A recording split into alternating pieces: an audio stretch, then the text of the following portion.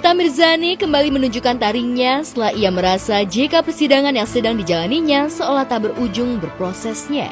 Nikita Mirzani pun membuat gebrakan bersama dengan tim kuasa hukumnya. Ia melayangkan surat gugatan perdata baru atas seterunya Dr. Reza Gladys dan Dr. At-Taubah Mufid suaminya di Pengadilan Negeri Jakarta Selatan. Tak tanggung-tanggung, Nikita Mirzani menuntut ganti rugi dengan total 114 miliar rupiah.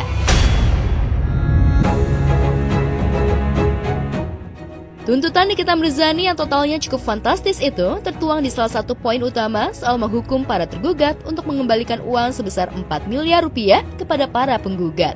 Ibu tiga anak itu juga menuntut ganti rugi akibat wan prestasi sebesar 10 miliar rupiah, terhitung sejak perjanjian kerjasama soal ulasan produk skincare disepakati pada 14 November 2024 hingga gugatan didaftarkan pada 10 September 2025.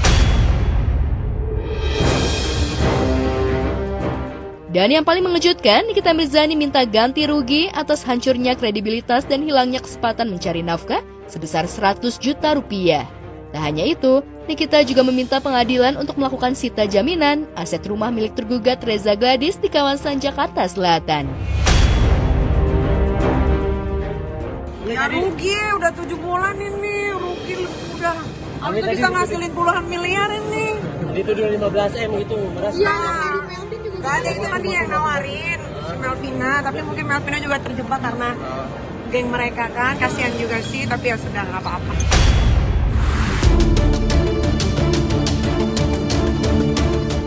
Sebelumnya, Nikita Mirzani sempat mengajukan gugatan perdata wan prestasi terhadap Dr. Reza Gladys pada 16 Mei 2025. Namun gugatan itu resmi dicabut oleh Nikita Mirzani dan tim kuasa hukum pada 21 Juli 2025 dengan alasan ingin fokus pada kasus pemerasan dan pengancaman yang kini menjeratnya.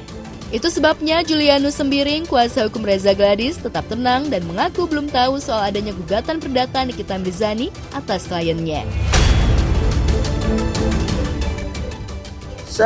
Sampai sekarang kami belum mendapat informasi ya, apakah gugatan wan prestasi itu ada dibuat kembali, karena sampai dengan sekarang informasi itu belum disampaikan atau rilisnya belum kami dapatkan dari Pengadilan Negeri Jakarta Selatan. Tetapi kembali seperti yang saya sampaikan beberapa kali pada saat sebelum pencabutan gugatan wan prestasi awalnya dulu, sebenarnya wan prestasi kan harus memenuhi unsur formil. Pertama, ada perjanjian yang sah dan sepakat antara kedua belah pihak. Tetapi ini kan tidak, ya.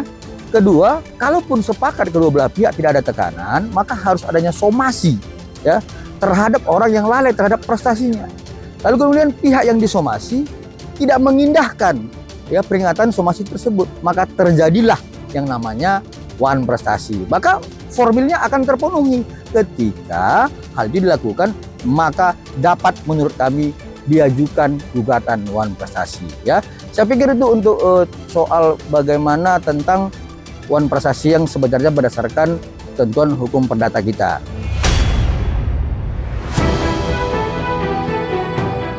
Tuntutan ganti rugi yang dilayangkan Nikita atas Reza dan suami yang tergolong sangat fantastis menjadi sorotan publik di saat ia sedang menjalani proses peradilan yang alot. Pro kontra pun merebak di kalangan para peseteru.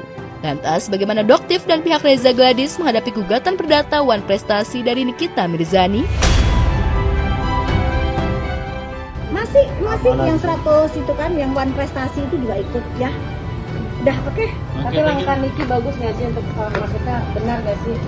Aduh, kalau bener enggaknya itu kan masing-masing ya, masing-masing pendapat. Tapi yang jelas beliau punya kuasa hukum yang bisa menjadikan bahan diskusi. Itu sudah pasti dengan pemikiran-pemikiran tertentu. Tetapi kalau kemudian nantinya itu benar apa adanya, bahwa adanya pendaftar gugatan baru terhadap klien kami, sudah pasti kami akan hadapi.